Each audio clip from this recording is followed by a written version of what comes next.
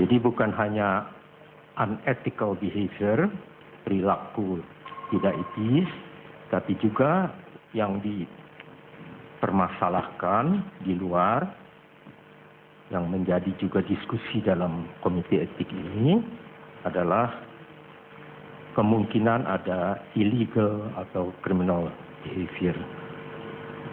Oleh karena itu, maka komite etik ini memang tidak dapat secara cepat menyelesaikan tugasnya. Dan seperti kita tahu, maka yang pertama coba dilakukan adalah meneliti apa saja berita-berita yang disampaikan terhadap perilaku tenaga pimpinan maupun pegawai dari KPK. Kami kemudian juga telah melakukan wawancara dengan sejumlah saksi dan kemudian dengan mereka yang kami namakan terperiksa. Sebagaimana Anda ketahui semua, maka mereka yang oleh pihak luar dipermasalahkan adalah Saudara Muhammad Bushro Muqaddas, Saudara Muhammad Yassin, Saudara Haryono Umar, Saudara Chandra M. Hamzah, Saudara Ade Raharja, Saudara Bambang Sabto Pratomo Sunu, Saudara Johan Budi, dan Saudara Roni Samtama. Kami telah memeriksa ke-8 orang terperiksa itu, juga 12 orang saksi dari internal KPK dan 17 orang saksi dari eksternal KPK. Termasuk di sini adalah Saudara Muhammad Nasaruddin. Seluruhnya 37 orang. Perkenankan saya sekarang menyampaikan penilaian khusus dengan mengurut berdasarkan nama-nama yang saya sebut tadi. Pertama adalah Saudara M. Bushro Muqaddas.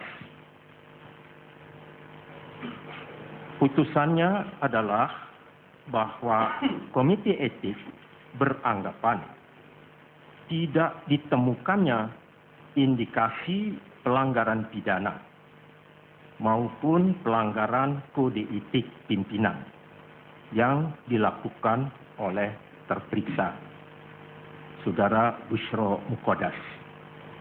Dengan demikian, maka terperiksa Saudara Bushro Muqaddas dinyatakan oleh Komite Etik sebagai bebas tidak bersalah atas semua yang dipersangkakan atas dirinya. Putusan ini telah diambil dengan suara bulat. Kedua adalah Saudara Muhammad Yassin.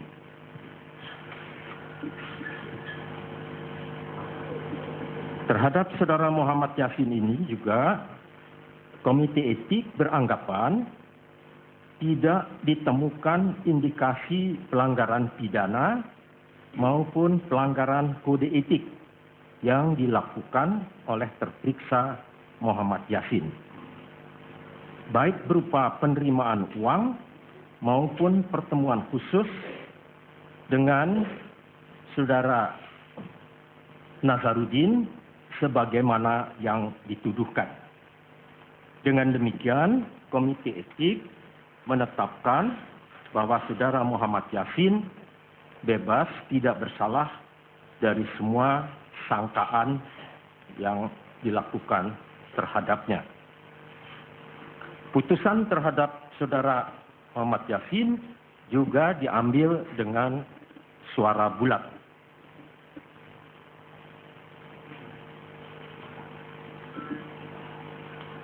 Ketiga adalah Saudara Chandra M. Hamzah.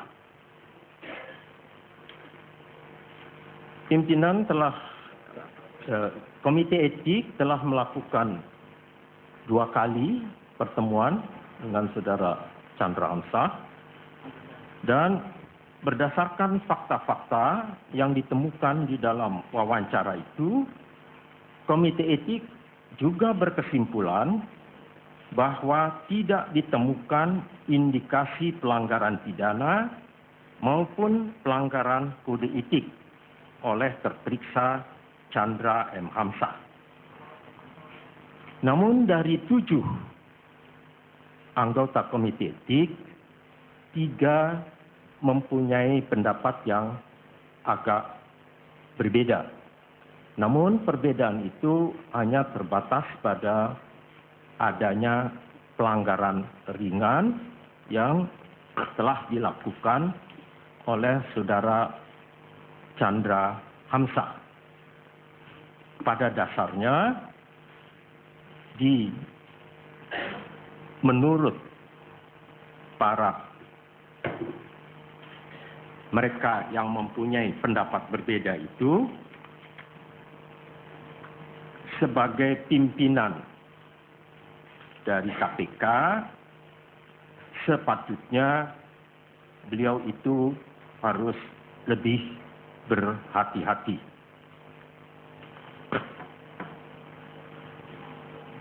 Selanjutnya adalah Saudara Haryono Umar. Terhadap Saudara Haryono Umar ini juga ditemukan tidak ada indikasi perbuatan pelanggaran hukum pidana maupun pelanggaran atas kode etik pimpinan KPK. Namun di sini juga ada dari 7 anggota, ada 3 pendapat yang agak berbeda. Agak berbedanya kembali adalah merasa bahwa tetap ada pelanggaran ringan yang telah dilakukan oleh Saudara Haryono Umar, mengingat beliau itu sebagai seorang pimpinan KPK sepatutnya juga harus lebih memahami dan berhati-hati dalam melakukan perilakunya. Putusan untuk Saudara Haryono Umar tadi dilakukan dengan 3 orang yang berbeda pendapat dari 7 orang. Selanjutnya adalah Saudara Ade Raharja.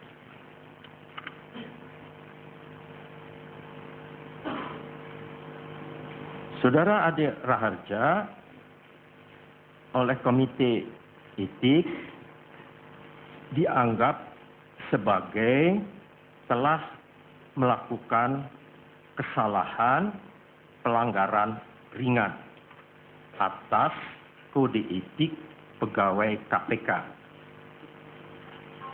Putusan ini diambil dengan 2 perbedaan pendapat. 2 perbedaan pendapat itu menganggap bahwa untuk terperiksa Ade Raharja sebenarnya apa yang telah dilakukannya itu masih dapat diterima.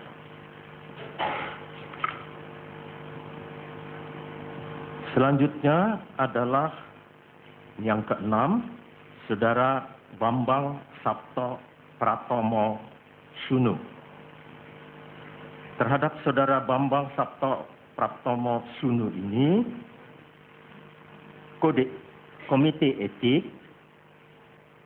juga berpendapat bahwa telah terjadi pelanggaran kode etik pegawai